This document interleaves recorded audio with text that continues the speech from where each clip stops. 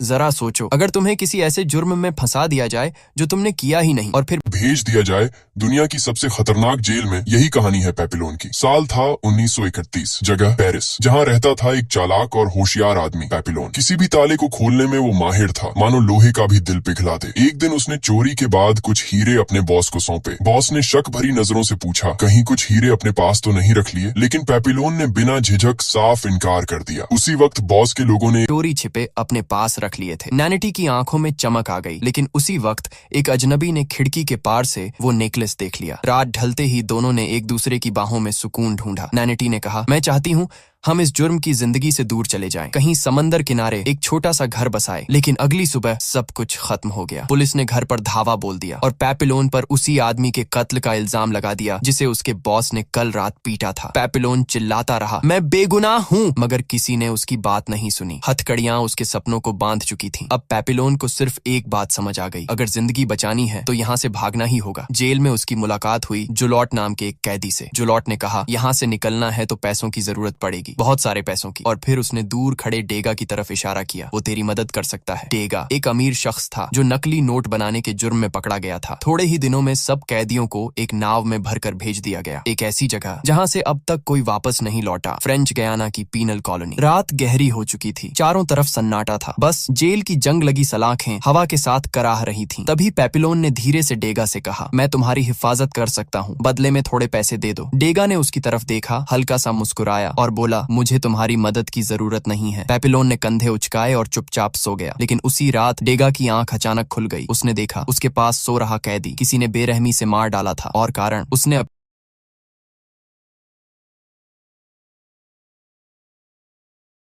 अपने पेट के अंदर पैसे छिपा रखे थे। यह मंजर देखकर डेगा का खून जम गया। वो पूरी रात कांपता रहा, आंखों से नींद गायब थी। अगली सुबह डर के साए में उसने पेपिलोन से कहा, मैं तुम्हारी शर्त मानता हूँ, बस मुझे जिंदा रखो। अब सौदा तय हो चुका था, पेपिलोन उसकी हिफाजत करेगा, लेकिन सिर्फ तब तक जब तक वो जेल पहुंच न जाए। डेगा अब भी भागने के पक्ष में नहीं था। उसे उम्मीद थी कि उसकी अमीर बीवी उसे छुड़वा लेगी। उसे नहीं पता था कि ये जगह उम्मीदों को निगल जाती है। उस रात जब सब कैदी सो चुके थे, कल वाला हत्यारा फिर डेगा की ओर बढ़ा। उसकी आंखों में वही खूनी चमक थी। वो डेगा के ऊपर झुका ही था कि अचानक पेपिलोन जाग गया, बिजली की तरह उठा और हत्यारे पर टूट पड़ा। उसने उसे बुरी तरह पीटा, लेकिन शोर सुनकर गार्ड्स वहां पहुंच गए। सुबह होते ही पेपिलोन को सजा दी गई, कड़ी बेरहम सज्जा। फिर भी उसके होंठों पर हल्की मुस्कान थी, क्योंकि जिस आदमी ने उसके पैसे देने थे वो अब भी जिंदा था। कुछ घंटों बाद सब कैदियों को एक नई जगह ले जाया गया, फ्रेंच गयाना की पीनल कॉलोनी, जहां मौत रोज आती थी, लेकिन कोई उसे देख नहीं पाता था। उतरते ही जुलॉट ने चाल चली। उसने खुद को जानबूझकर जख्मी कर लिया ताकि उसे क्लिनिक भेजा जाए, क्योंकि वहां पहरा सबसे कम था और वहीं उसकी भागने की उम्मीद थी। इधर बाकी कैदियों को जेल के अंदर भेजा गया, जहां हर तरफ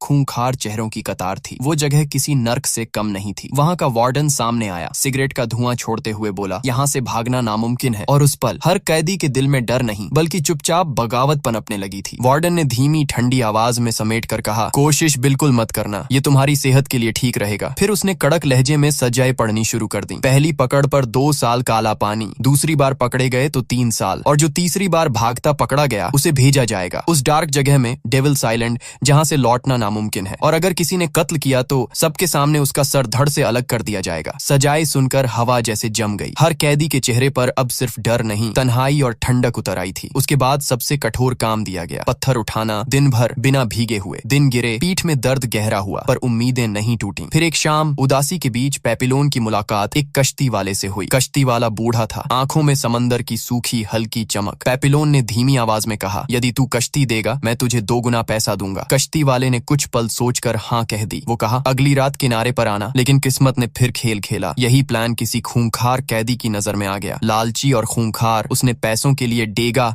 पर हमला कर दिया। ज्यों ही लड़ाई छिड़ी, माहौल बिजली की तरह तना हुआ हो गया। और फिर पेपिलोन ने देर न की। उसी चालाकी और तेजी से उसने हमलावर को घेर लिया और उसे बुरी तरह पिटा दिया। डेगा बार बार थर थर कांप रहा था, पर अब उसका चेहरा बदल चुका था। वो समझ गया, पेपिलोन के बिना उसका यहाँ बचना बस किस्मत की बात नहीं, नामुमकिन था। उसके अंदर की सारी घमंड सारी उम्मीदें टूट कर गिरने लगीं। अब उसके पास कोई दूसरा रास्ता नहीं बचा था। आखिरकार डेगा ने मुड़कर पेपिलोन से कहा, ठीक है, हम साथ भागेंगे। दोहरे फैसले की रात थी। एक तरफ मौत की सजाएं, दूसरी तरफ कश्ती और गंदी रेत पर आशा की एक पतली रेखा, और इस रेखा पर अब जिंदगी दांव पर लग चुकी थी। रात हुई तो सभी कैदी मैदान में जमा कर दिए गए। हवा में एक डर की लहर दौड़ रही थी। आज कुछ अलग होने वाला था। दरअसल जुलॉट ने भागने की कोशिश में 2 गार्डों की हत्या कर दी थी और सज्जा बिल्कुल बेरहम थी। कुछ ही पलों में जुलॉट का सर धड़ से अलग कर दिया गया। उसकी लाश जमीन पर उखड़ी पड़ी रही और जहां जहां खून टपका वहां से हर आवाज जैसे सूख सी गई। हर कैदी की रूह कांप उठी। हवाओं में अब सिर्फ खामोशी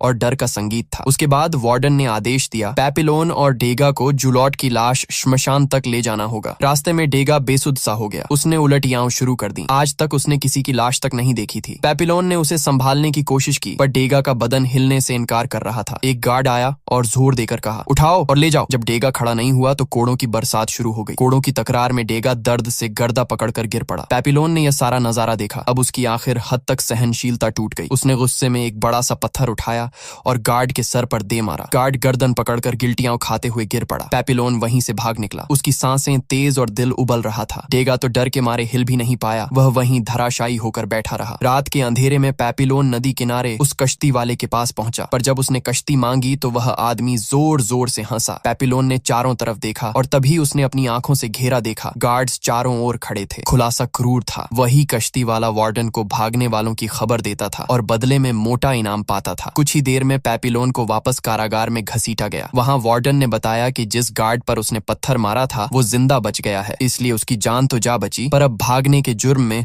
उसे दूसरे टापू पर काला पानी की सजा काटनी होगी। जब पेपिलोन उस नए ठिकाने पर पहुंचा तो माहौल देखकर उसकी रूह कांप उठी। पिछली जेल में कम से कम कैदी आपस में बात कर लेते थे। इधर वहां की दीवारें किसी इंसान की आवाज भी निगल लेती थीं। यहाँ उसे एक छोटे से कमरे में बंद रखा गया। बिना आवाज, बिना हंसी, यहाँ तक कि खुद से बातें करना भी जुर्म माना जाता था। खाने में सिर्फ एक पतला बेस्वाद सूप मिलता, पर तब एक दिन सूप के साथ एक नारियल मिला। उसके अंदर एक कागज का टुकड़ा था जिस पर लिखा था, अब से तुम्हें रोज नारियल मिलेंगे। पेपिलोन ने समझ लिया ये डेगा की तरफ से था। कुछ हफ्ते ऐसे गुजर गए। हर रोज नारियल का एक छोटा तोहफा मिला, पर सबका ध्यान नहीं रह सका। जल्दी ही वार्डन को उस गार्ड की हरकतों की भनक लग गई। गुस्से में उसने उसी गार्ड को मौत के घाट उतार दिया जो पेपिलोन को खाना पहुंचाता था। फिर वार्डन ने पेपिलोन से पूछा, ये सब किसने किया? पेपिलोन कुछ नहीं बोला। वार्डन ने सजा सुनाई, अब से उसे सिर्फ आधा कटोरा सूप मिलेगा। 1 महीना गुजर गया। खाने की कमी और भूख ने पेपिलोन को भीतर से खोखला कर दिया। उसकी देह पतली सी हो गई और आत्मा ऐसी जैसे कोई हड्डियों का ढांचा हो। वह पहले जैसा नहीं रहा। एक दिन वार्डन खुद पेपिलोन के सेल में आया, हाथ में स्वादिष्ट खाना, चेहरे पर बनावटी मुस्कान। धीरे से बोला, बताओ कौन भेज रहा था तुम्हें वो नारियल? पेपिलोन ने उसकी आंखों में देखा, पर होंठों से एक शब्द भी नहीं निकला। वार्डन की मुस्कान पल भर में गुस्से में बदल गई। उसने ठंडी आवाज में कहा, ठीक है, अब बची हुई सजा तुम अंधेरे में काटोगे। अब पेपिलोन के लिए दिन और रात में कोई फर्क नहीं रहा। वो एक गहरे अंधेरे कमरे में कैद था, जहां न रोशनी थी न इंसान की कोई आवाज। भूख से उसका बदन गलने लगा। पानी की कमी से होंठ फट चुके थे और अब तो अंधेरे ने उसकी आंखों से भी रोशनी छीन ली थी। धीरे धीरे वो खुद से बातें करने लगा। कभी हंसता, कभी चिल्लाता, कभी दीवारों से टकरा जाता। अकेलापन और भूख दोनों ने मिलकर उसका दिमाग तोड़ दिया था। वो अब हड्डियों का ढांचा बन चुका था। आखिरकार उसकी हालत इतनी बिगड़ गई कि उसे अस्पताल ले जाना पड़ा। और किस्मत का खेल देखो, उसी जेल में अब डेगा भी काम कर रहा था। 1 साल में उसने वार्डन का इतना भरोसा जीत लिया था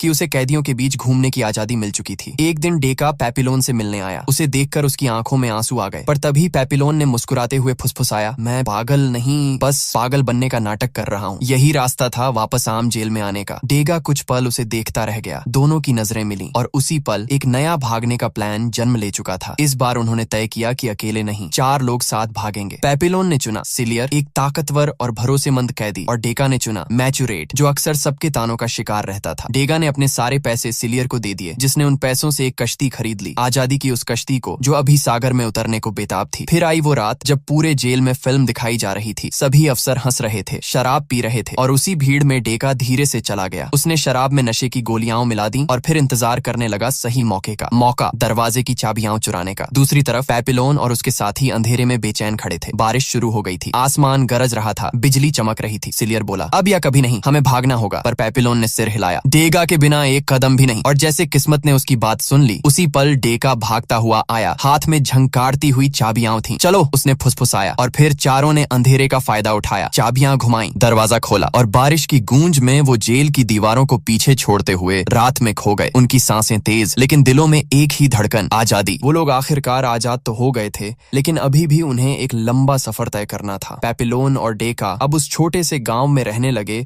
जहां सब उनका बहुत ख्याल रखते थे। कुछ हफ्तों में दोनों की हालत पहले जैसी हो गई, लेकिन पेपिलोन अब भी एक ही चीज सोच रहा था, आजादी, पूरी आजादी। एक दिन नन ने उनसे कहा कि अगर वो सच में यहाँ से जाना चाहते हैं तो वो उनकी मदद कर सकती है, लेकिन शर्त ये थी कि उन्हें फिर कभी इस जगह का नाम जुबान पर नहीं लाना होगा। पेपिलोन ने सिर हिला दिया। कुछ दिनों बाद वो लोग एक छोटी नाव लेकर समंदर की ओर निकल पड़े, पर ये सफर आसान नहीं था। रास्ते में कई बार उन्हें भयंकर तूफानों और लहरों से जूझना पड़ा। आखिरकार कई दिनों की जद्दोजहद के बाद पेपिलोन और डेका वेनेजुएला के किनारे पर पहुंच गए। वहां पहुंचकर दोनों एक दूसरे को देखते हुए मुस्कुराए, क्योंकि इतने दर्द, सजा और तकलीफों के बाद भी उनकी दोस्ती और आजादी की चाह अब भी जिंदा थी। लेकिन किस्मत ने फिर एक बार खेल खेला। कुछ ही देर बाद वहां के सिपाहियों ने उन्हें पकड़ लिया। दोनों को फिर से जेल में डाल दिया गया, पर इस बार उन्हें अलग अलग जगह भेजा गया। पेपिलोन को भेजा गया डेविल्स आइलैंड, वही बदनाम जेल जहां से कभी कोई जिंदा वापस नहीं आया था। लेकिन पेपिलोन के लिए ये सफर खत्म नहीं हुआ था। वो जानता था कि अगर जिंदगी ने उसे एक और मौका दिया तो वो एक बार फिर भागने की कोशिश जरूर करेगा, चाहे उसकी जान ही क्यों न चली जाए। ऑफिसर्स ने दोनों को पकड़कर फिर से कैद कर लिया। एक बार फिर पेपिलोन की आजादी का सपना अधूरा रह गया। इस बार उन्हें भेजा गया डेविल्स आइलैंड, जो कैदियों के लिए नरक से कम नहीं था। चारों तरफ ऊंची चट्टानें, नीचे उफनता समंदर और बीच में एक पत्थर जैसा छोटा सा टापू जहां से भागना नामुमकिन था। अब पेपिलोन और डेगा को अलग अलग सेल में बंद कर दिया गया। यहाँ कोई बात करने वाला नहीं था, बस समंदर की गर्जना और हवा की आवाजें। लेकिन पेपिलोन वो इंसान नहीं था जो हार मान ले। दिन बीतते गए और उसने उस टापू का हर कोना ध्यान से देखना शुरू किया। एक दिन उसकी नजर नीचे गिरते नारियलों पर पड़ी। तभी उसके दिमाग में एक पागलपन भरा ख्याल आया, अगर नारियल समंदर में तैर सकते हैं तो शायद वो भी तैरकर आजादी तक पहुंच सकता है। उसने कई हफ्तों तक नारियल इकट्ठा किए और रस्सियों से बांधकर एक छोटा सा बेड़ा तैयार किया। फिर उसने डेगा से आखिरी बार मिलने की कोशिश की। उसने कहा, डेगा, मैं जा रहा हूँ, अगर जिंदा रहा तो आजाद रहूंगा, नहीं तो समंदर मुझे आजाद कर देगा। डेगा की आंखों में आंसू थे, पर उसने सिर झुका लिया। वो अब और नहीं भाग सकता था। फिर पेपिलोन ने अपने नारियल के बेड़े को उठाया, उसे चट्टान के किनारे रखा और समंदर की तरफ देखा। नीचे मौत थी, पर उसके पार आजादी। उसने गहरी सांस ली और छलांग लगा दी। लहरें उसे चट्टानों से टकरा रही थीं, पर वो तैरता रहा, आगे बढ़ता रहा। समंदर की गर्जना के बीच उसकी आवाज गूंज रही थी, मैं आजाद हूँ, मैं आजाद हूँ। और फिर कुछ देर बाद सब कुछ शांत हो गया। सिर्फ नारियल का बेड़ा लहरों पर तैर रहा था। कई सालों बाद कहा गया कि एक आदमी को किसी दूसरे देश में देखा गया। उसके सीने पर एक तितली का टैटू था। लोग कहते हैं वो पेपिलोन था, वो इंसान जिसने हार मानना कभी सीखा ही नहीं।